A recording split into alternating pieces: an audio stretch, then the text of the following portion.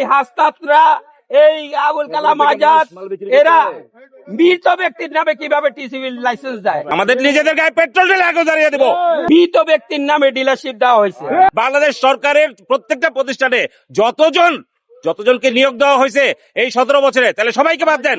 ফ্যাসিস্টের যে দোসররা বসে আছে তাদেরকে এখান থেকে যেন সরিয়ে নেওয়া হয়। আমরা সবাই জুলাই যোদ্ধা ছিলাম, সেখানে আমাদেরকে উল্টা ফ্যাসিস্ট হিসেবে আখ্যায়িত করা হলো। গোপনে ডিলারশিপ নিয়োগ হয়েছে, আমরা যেটা যে বুঝতে পারি যে একটা দুর্নীতি অনিয়মের মধ্যে হয়েছে। মৃত ব্যক্তির নামে ডিলারশিপ দেওয়া হয়েছে, মৃত ব্যক্তির নামে। নতুন সৃষ্টি করছে টিসিবি। এই প্রশাসন, এই হাসতাতরা, এই আবুল কালাম আজাদ, এরা মৃত ব্যক্তির নামে কিভাবে টিসিবি লাইসেন্স দেয়? তাহলে সেখানে দুর্নীতি এবং অনিয়মের এই প্রতিফলন দেখা যাচ্ছে কি দেখা যায় না, সেটা আপনাদের কাছে বিচার রইল। আমাদের দাবি মানার জন্য আমরা প্রয়োজনে আমরা আত্মহুতি দিব, আমাদের নিজেদের গায়ে পেট্রোল ঢেলে আগুন জ্বালিয়ে দেব। আমাদের বিরুদ্ধে যতক্ষণ আমাদের শরীরে রক্ত থাকবে আমরা আন্দোলন চালিয়ে যাব। আমাদেরকে অবৈধভাবে কেন বাদ দেওয়া হলো, এর পিছনে কোনো কারণ দর্শায় নাই। আমাদের কাছে বলতে হবে আমাদের কি অপরাধ ছিল, আমাদেরকে যে বাদ দিবে তার পিছনে অপরাধটা কি সেটা তো আমাদেরকে বলতে হবে। আমাদের কোনো বিনা নোটিশে আমাদেরকে বাদ দিয়ে দিল। What is this? এটা কোন দরকার? এটাকে আমরা মগের মূল্য খেতে বাস করি না। আমরা তো একটা গণতান্ত্রিক দেশে বাস করি।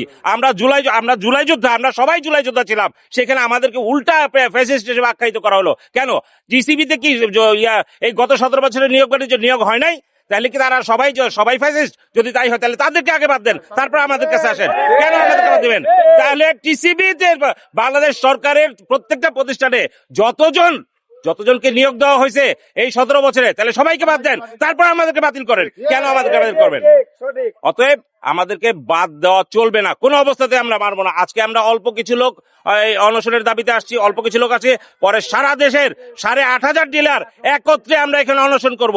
দেখি আমাদের মৃত্যু যদি সরকার কামনা করে আমরা মরে যাব। 30 সালে 2 বার আপনার টিসিবি ডিলার নিয়োগের এই দরখাস্ত করে হাজার হাজার মানুষ থেকে, লক্ষ লক্ষ মানুষ থেকে ডিলার নিয়োগের আবেদন গ্রহণ করে। তারপরে আবার 2026 সালে এসে 2 বার টিসিবি ডিলারশিপ আবেদন তারা ছাড়ে। সেখানেও তাদের একটা অনৈতিক ব্যবসা, দুর্নীতির একটা ব্যবসা তারা করতেছে।